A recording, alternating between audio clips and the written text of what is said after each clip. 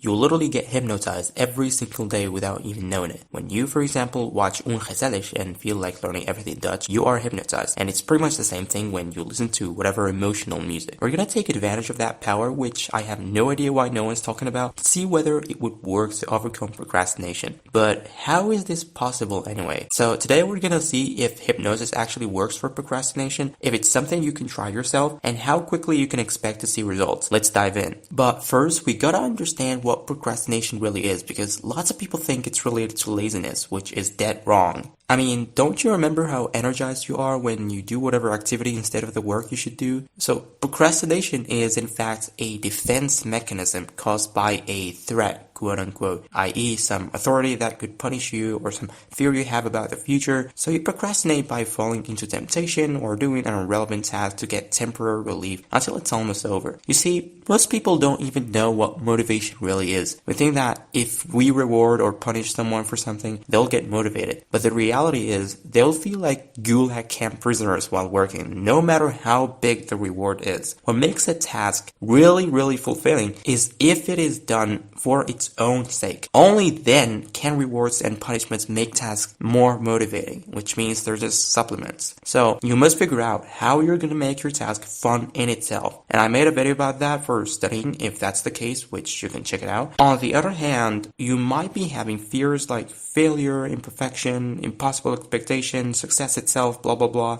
But you have to acknowledge that there is nothing perfect in the world, which makes you perfectly human. You may want to instead just take baby steps in your work, and that's called Kaizen, so you always learn and adapt to new things instead of getting stuck and doing nothing at all. You've made some effort and you learn from your own mistakes, so next time you tweak the process and maybe succeed at it. You don't want to ever punish yourself or suppress your emotions like a dictator, and this doesn't mean you can do whatever you feel. Instead, listen to what they say and have conversations with them in your head. And if it's a big task, just think about the part you gotta do right now and assume the future and everything else are just an illusion. Now, if you look at your brain, it probably has a low dopamine baseline, which you can easily increase by starting with the hardest task that you always want to avoid first, or something like hard push-ups. It needs just a little bit of willpower, but that will give you massive motivation to do all the rest of the tasks, and you probably will never feel like doing anything tomorrow. That's effective forecasting bias. I mean, you can just imagine yourself literally tomorrow and see what you're saying there. Tracking the times you procrastinate with an accountability partner will also be very effective. By the way, I don't have friends, so you can add me on Signal if you want. But anyway, all of these, along with hypnosis, which we'll talk about in a second, can make your motivation go to infinity and beyond. Hypnosis can actually work for literally anything,